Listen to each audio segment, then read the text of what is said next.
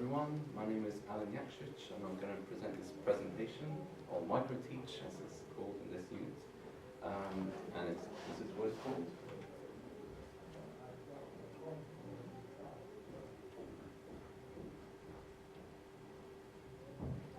Just want to present it on Friday, but it got rescheduled since then. So, in this microteach, I'm going to talk about various aspects of film production, and this is the plan, as you can see. So the titles on the left are the topics I'm going to cover. So we're going to talk about cameras, we're going to talk about early films, early cameras, early films. I'm going to mention narratives. After all, every good film has to have a good storyline, don't you agree? And towards the end I'll talk about audience, and then the conclusion. Happy ending, perhaps. So yeah, on the right activities. So to begin with,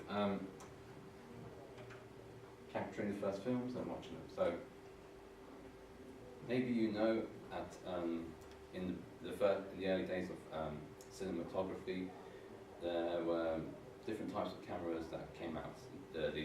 And not just that, but they also had different names. So, for instance, there was the kinetograph invented by Thomas Edison, the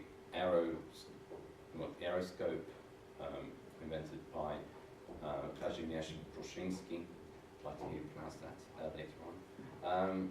And another one, a famous one, is the cinematograph by the Lumiere brothers. And they bought some technology from someone else, developed it, and then it came up with their invention of the cinematograph. And moving on, so this is one of the ways of capturing the first films, and now I'm going to talk about watching them. So one of the ways of watching the first films or recordings of action was the kinetoscope. So you heard me mention Edison's kinetograph. That was one of his cameras, and this is one of the ways he allowed his consumers to consume his products, his recordings. So that's where the film, the rolls go inside, and as you can see, that young man has to rely on a stool to be able to appreciate what's inside. I wonder whether they had smaller ones, but whatever. But moving on. Oh yes, before I show this one, when it comes to the first cameras, what they recorded was action. And as far as sound is concerned, no sound. It was just action. So because of that, we had silent films.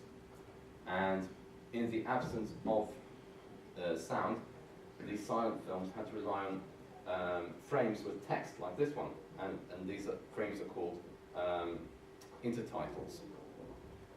And in this case, we have Alice in Wonderland, filmed in 1903. We see that Alice dreams about some white rabbit and thinks about following him down a certain hole, which is, given how oversized and very pointy his ears are, sounds like a very bad idea. Very creepy as well. Okay, so those are the films. Now, has everyone heard of the term Nickelodeon? Oh, what, the program? It's a famous company. Yeah. Right, heard of Cartoon Network and whatnot. Well, believe it or not, the word Nickelodeon used to refer to the first ever cinemas. So the word Nickelodeon is made up of two words: nickel, which is 5 cents in American currency, and Odeon, which in ancient Greece referred to a roofed theatre, as opposed to an open-air theatre, an amphitheatre. So basically, it's a kind of roofed theatre to which you pay 5 cents, and those were the first cinemas, basically. Just to compare, so the kinetoscope you see here, that's an example of private consumption of media, whereas the Nickelodeons, they were an example of public consumption. So this was individual, this is collective in terms of the experience. So, let me show you some of the early recordings of films. So, maybe you've heard of this one. When they're in So, the famous one, Round Hay Garden Scene. This lasts for 2 seconds. Basically, this guy turns around there, and this one also turns around to the side. I said just 2 seconds. I doubt they're going to make a remake of it so anytime soon. But okay. Next one is this one. This is by the Lumière brothers we mentioned earlier. So this is La sortie de l'usine Lumière à Lyon, which is exiting from the Lumière factory in Lyon in 1895, as you can see. So which lasted much longer than the Round Hay scene. Oh yes, but the thing is, with these recordings, what you see is that there's no real storyline. It's just action. Yeah, but it started to change. So one of the first films to have a narrative is this one. And this is A Trip to the Moon, or Le Voyage dans la Lune by Georges Méliès in 1902. And as I said, that's one of the first examples of a film that actually had a narrative, which is something I'm going to go into a little bit later on.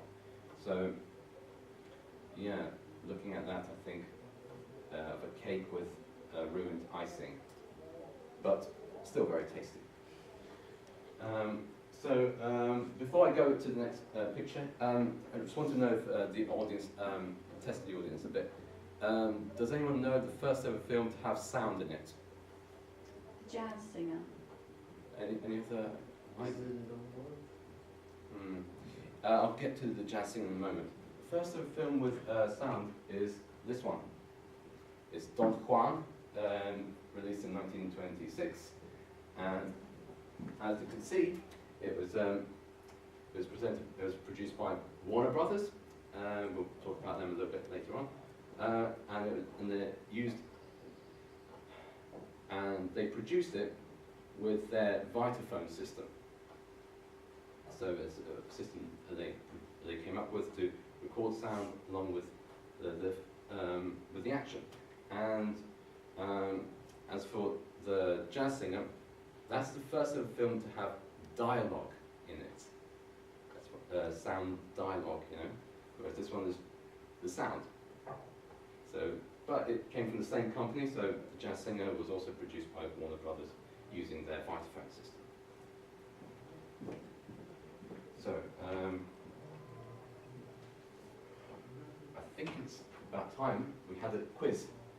As you can see with the title, I'm going to give you several sentences. Each one has a gap which you need to fill in. Hope that's simple enough. So, first one. The Watt brothers invented the cinematograph. Lumiere. Well done. Thomas Watt invented the kinetoscope. Edison. Yeah. Silent movies relied on inter-what in the absence of sound and or dialogue. Titles. Yeah, intertitles. One of the first ever cinemas. Yeah, when known as Nickelodeons. Yes. So one of the first ever recordings of movement was the Round Hay Watt scene. Garden. Yeah. Oops. And one of the first ever films with a narrative ever made is called A Trip to the What? Moon. Yeah, or Le Voyage dans la Lune. Yeah, practicing my linguistic skills. So Don Watt was the first ever film to include sound. Don Juan. Yeah, Don Juan. And the last one. The Watt singer was the first ever film to include dialogue. Jazz. Yay! And you filled in the see that? Yay! Hooray! So, now it's time to talk a bit about some of the first ever film companies. You mentioned one of them, that was Warner Brothers. And so here we go. See that? Let me do that again. Yeah, so that's, so you see here, we have Metro Goldwyn Mayer, MGM, Warner Brothers, and Paramount Pictures. They along with 20th Century Fox and RKO Pictures, which stands for Radio Keith Orpheum, were the Big Five in Hollywood. It later changed into the Big Six, so it's now Warner Brothers, Paramount, 20th Century Fox, Universal Pictures, Columbia Pictures, and then Walt Disney. Hooray, I remembered. So with regards to Hollywood, they came up with lots of stuff, all right, over the years, lots of cultural innovations, like the star system, which is a way of, they were advertising their actors and actresses for the public, and they also had the classical Hollywood style, which is something that was very popular back in days, say, what was it, 1930s time and sort of before the 60s. But apart from that, they did get themselves into a bit of trouble over the years. For instance, in 1948, there was a case against Paramount Pictures in which the practice of block booking, which was banned. So it was in 1948, sorry, did I say 1948? Yeah, 1948.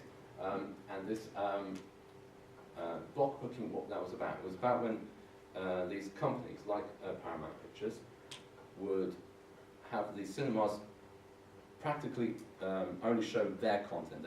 So block booking, so lots of films they would produce and get them to the cinemas to show. So in a way, it was like monopolizing or hogging, if you want, sort of taking up more than your fair share.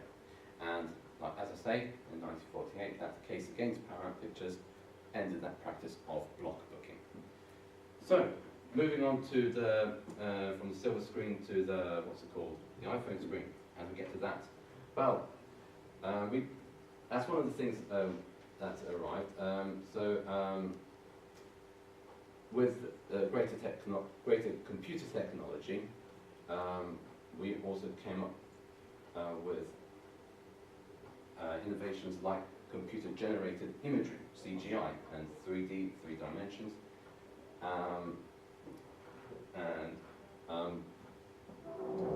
What else do you need to know about that? Well, yes, that's how we get to the iPhone and stuff like that. Well, we get to stuff to that through. That's one of the things as well. So I'm getting a bit. But basically, we get to the iPhone with the process of digitization, which is when we move from analog signals to digital ones. So, and therefore,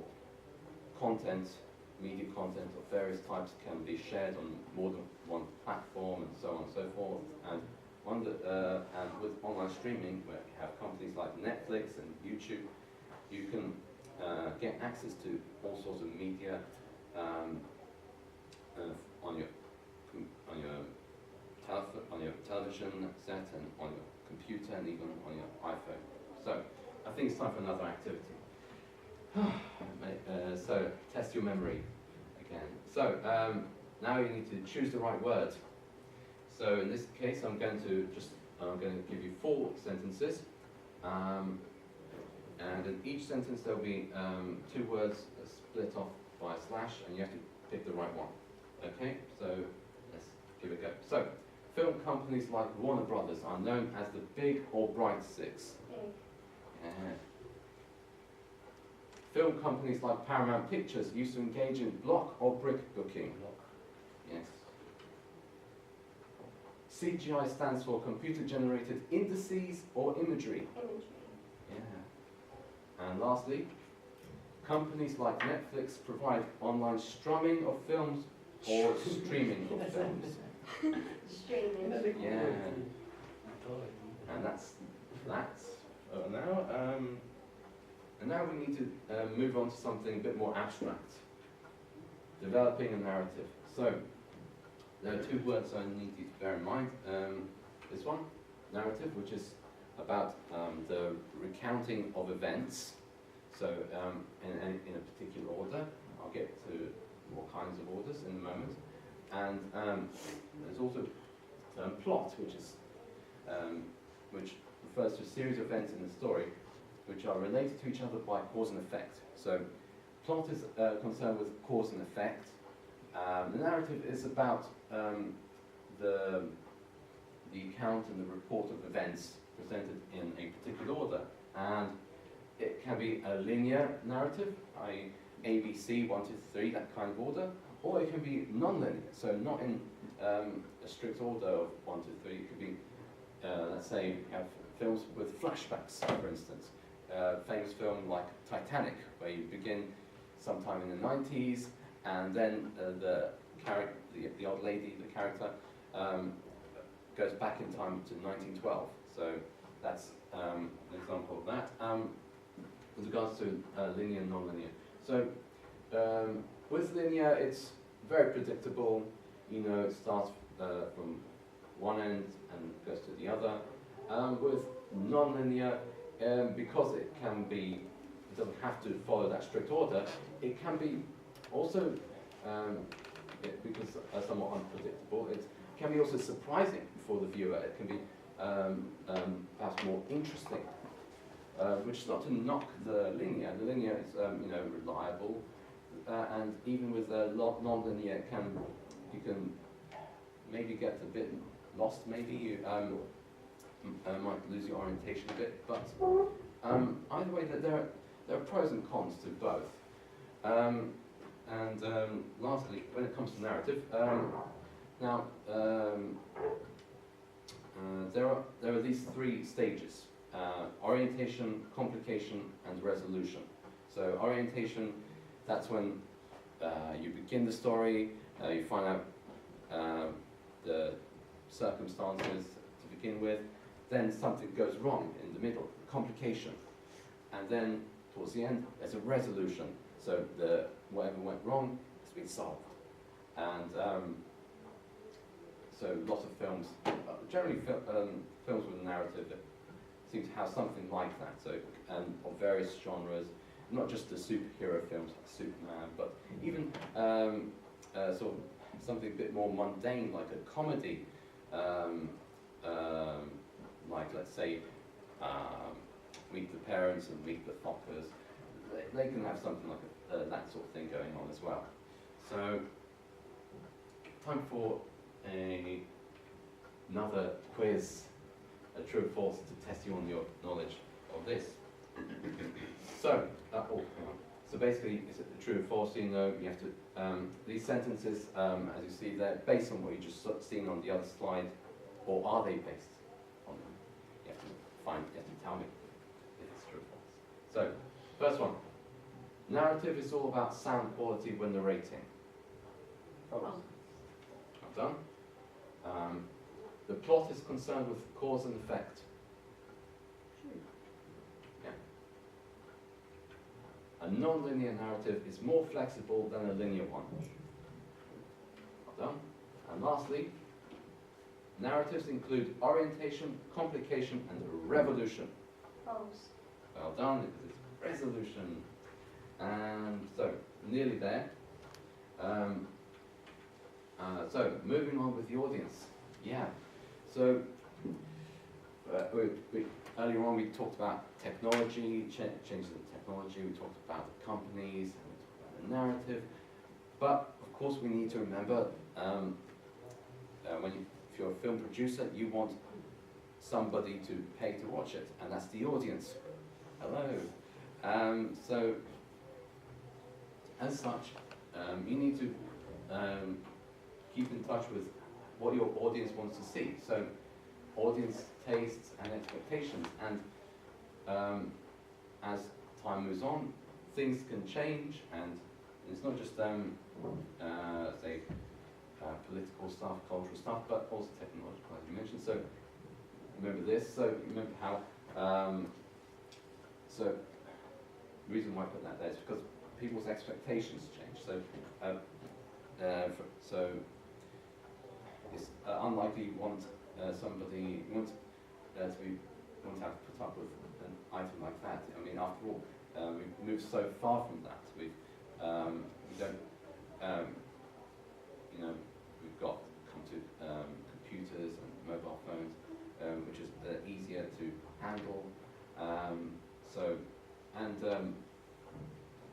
So bear in mind the changes in audience taste, expectations. As a film company, you need to do your research. You need to bear in mind what's going on in the world, and for instance,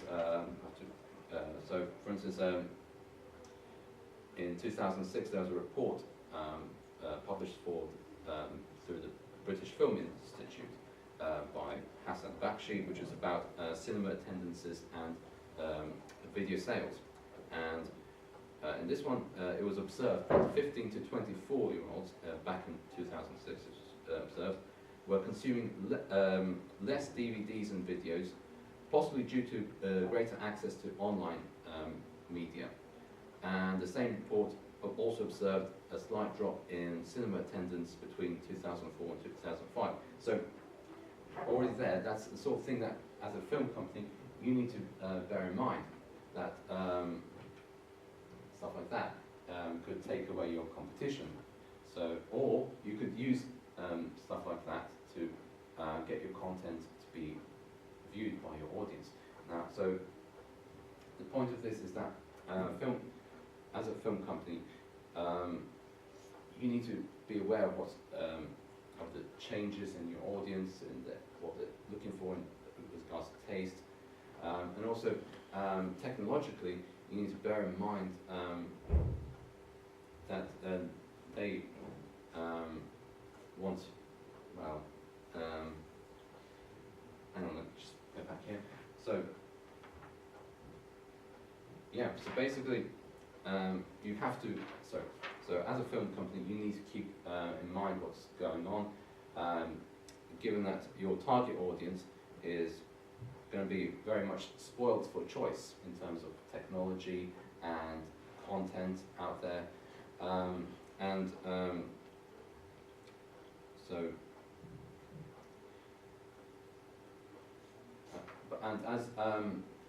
also, not only do you need to bear in mind what's going on yourself as a company, but you need to bear in mind that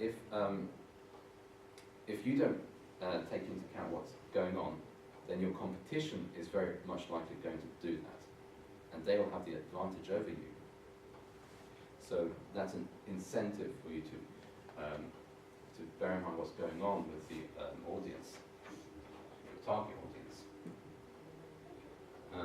So, last slide.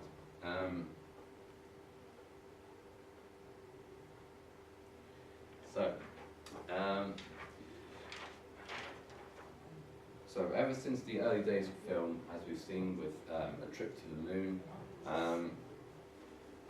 film producers have released films which have captivated their audiences and not both with their storylines and with their special effects. All right, so and recording technology has improved over the decades to depict reality more accurately, and also the editing and animating technology out there has improved to such an extent to convey our imagination more clearly and vividly. So, and not only that, but the ways we consume media have changed enormously since the days of Nickelodeon. So we saw the kinetoscope, how that young lad had to use a stool to be able to see what's inside. Now we don't need to, we just have to use iPhones or pads or stuff like that, easy to handle, and that's some of the changes. So I suppose the moral of the story is things will, that you have to keep in touch with the changes going on around you, and not just as a person, but as a film producer as well. So, in order to share your story with the public and hopefully as well be remembered for it, and besides, you'll even profit from it. So, yeah, that's the moral of the story, and I hope you've learned something from this presentation. The end.